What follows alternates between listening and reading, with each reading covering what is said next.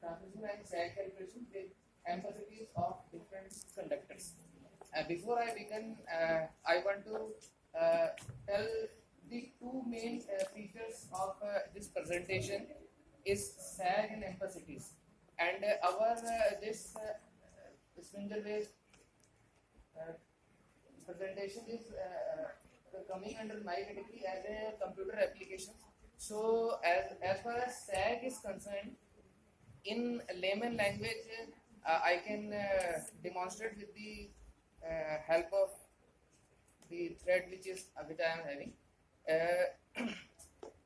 In general term, we can say that the sag is nothing but the slackening, and in our transmission towers, we see that the towers are erected, and in between the conductor is there, and this is applicable to each and every physical feature of our day-to-day life also.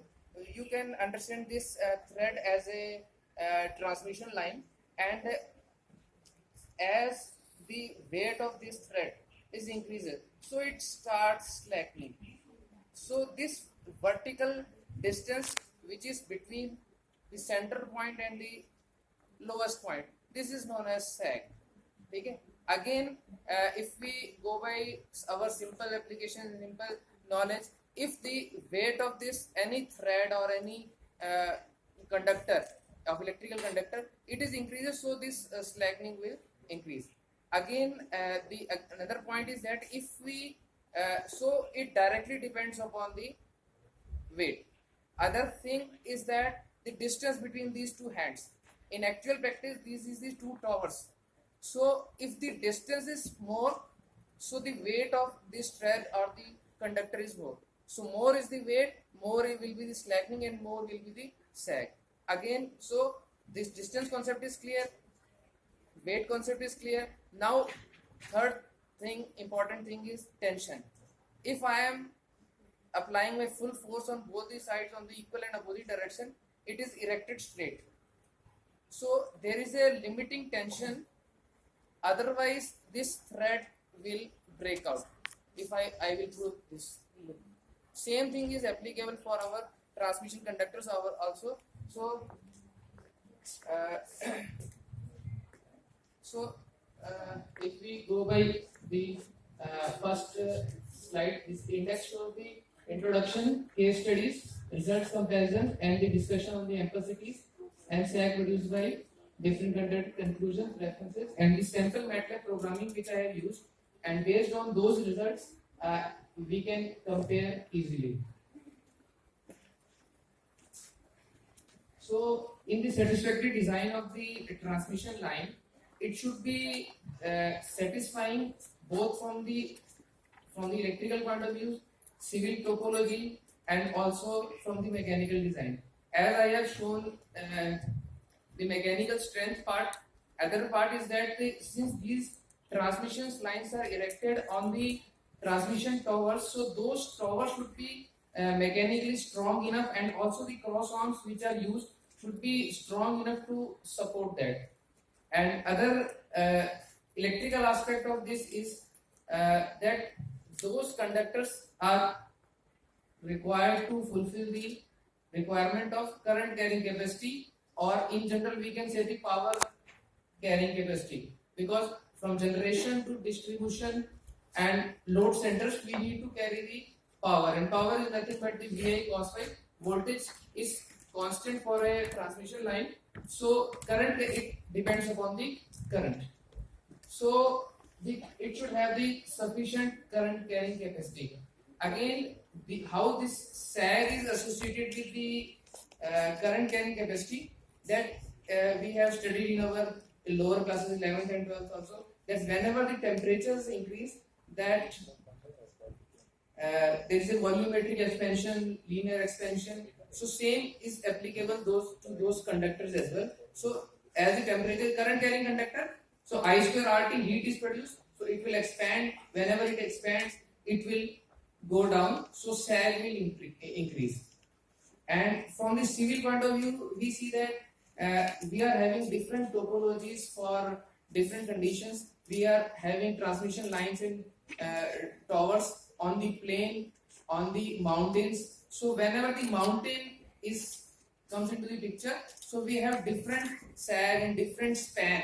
Span is nothing but the difference between the two towers. So that also comes into the picture. So in order for to design the transmission line, we have to calculate all these factors: electrical point of view, civil point of view, topology, and strength. So this is about the introduction.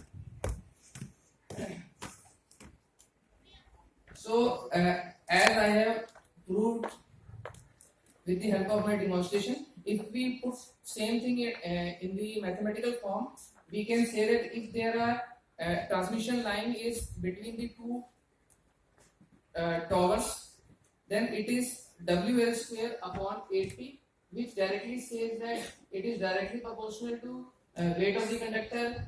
L is the span. As the span is there, more is the sag. It is dependent upon the square power and inversely proportional to the tension. So these factors are there.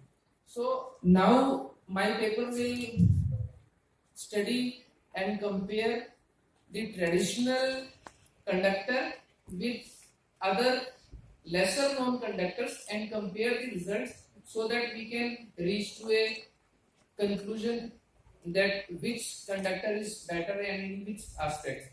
So the well-known conductors which we see normally as we travel by bus or by train, that is ACSR conductor, or in layman language you can say that it is aluminium conductor, but to be specific in electrical point of view, it is aluminium conductor, steel reinforced, and its tension is given by this. So next. So why we are considering this sag? Because from the electrical point of view, there is a safety issue that there must be a specific ground clearance so that a person who is walking, running, or traveling by bus, so it should have some safe distance, and that safe distance should be maintained considering into the sag. If the sag is more, so those towers should be erected at even greater heights, so that can be taken. So if we consider these is the different voltages, these are distribution voltages which are less. So we can see that in our household areas, and these are 400 kV, 220, 130. These are transmission side, and these are the ground clearance. So this is the ground clearance. Above that sag can appear. Next. So these are other conductors which are different from the traditional ACSR conductors, and these are conductors based on the physical properties of their constituents. This is our traditional ACSR conductors, and its steel is varying from 6% to 40%. This is all aluminium conductor. It is 99.5% aluminium by weight, and it is corrosion resistant. Hence, it is more used in the coastal areas. Other is the all aluminium alloy conductor. It is also having aluminium as a main constituent, and other alloys are used. And these are also compared with traditional conductors to signify which is superior and which is inferior. This is aluminium conductor, composite reinforced conductor. Diagram is shown here. This is nowadays most unpopular but best in business. Unpopular because it's the governments all over the world who has already set up the infrastructure for the transmission line. They do not want to altogether lay off all those things and replace those ACS conductors with these conductors. That is the main problem. Otherwise, these conductors are best because these conductors can carry high current, and when they can carry high current, they can deliver more power, and even the passage of high current, which it can raise the temperature to 240 degrees. So still there is no problem, there is no melting problem. And if we compare this with our traditional ACSR conductors, it can hardly reach 75 degrees or 100 degrees centigrade at max. So these are superior. its main constituent is aluminum and zirconium. Alloy's long life is also one of the feature. These are ACSS. This is aluminum conductor, steel supported. For long duration, it is beneficial. For less duration, it can be inferior with the ACSR. Otherwise, it is good. This is AC aluminum composite core cable. This is superior than the ACSR traditional conductor. It is having 28% more aluminum, and this is now more popularly replaced by the traditional ACSR conductors all over the world, because it gives the advantage to replace the same infrastructure just by taking out the ACSR conductors and replacing with it, because its density, weight density matches the traditional one.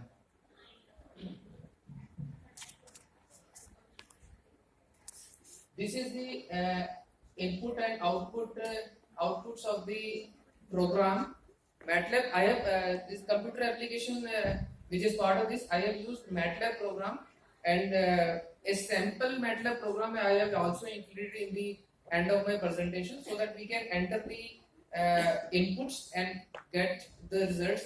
So these are the results. These are the inputs which I have included, and these are the outputs which I have included. I have achieved using this formula.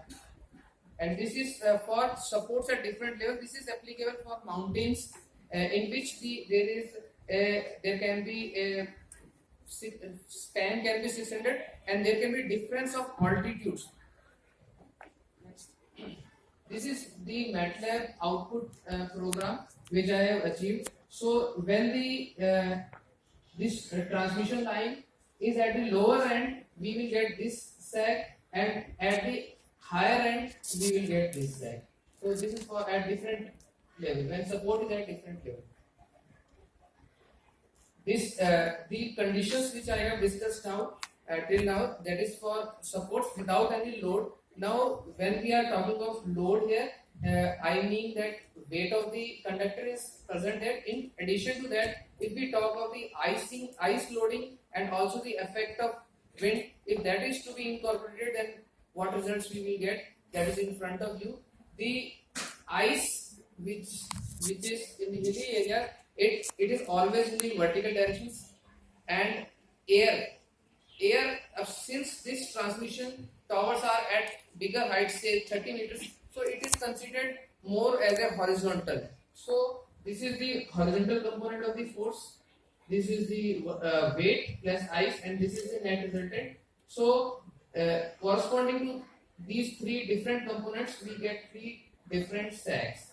So since this resultant is having maximum total force, so this is sag, which is represented in next slide as a. This is the vertical slide. This is the when the weight alone is considered, when ice is also considered. This is the two-dimensional diagram is shown. Next slide will give the MATLAB output program, in which the comparative aspect of all these three conditions. This is 3.89 sag, this is 10 approximately, this is 7.5 approximately. So what needs to be done to overcome this? There are many ways to overcome this, although it is not in detail in my slides. So this is one of the method in which this is sagging line mitigator is there. So when sagging is there, for example, the transmission line is at lower is this point. So the force of opposition is x. So it will automatically, using this, goes up. So this sag is compensated. Next. Okay, this is the comparative aspect of these two conductors. This is AC-CR conductor at 210 degrees centigrade. This is AC-SR at, this can hardly survive the temperature of 100 degrees centigrade. So if we compare the similar cross-sectional areas, we see that it can give the higher currents at low sags. Next, say again this is that previous slide was the current carrying capacity and the temperature. This is the same for sag produced. So this is the sag limit. So ACSR, even by this temperature, they can produce hardly this amount of sag, and ACSR, this is the same limit. Above it cannot reach. If this is the extra precipitation. So if it is too carry, so it will give more sag, which is harmful. This is the comparison between ACSS and ACSR. The data sheet is provided here, and next slide will show the comparative aspect of the ACSS and this. Again, this show that ACCR have less sag for the same amount of the current carry. Next. So based on these results, we can say that ACCR conductor is the best, and then comes the ACCC and ACSS, and least is the our traditional ACSR conductors.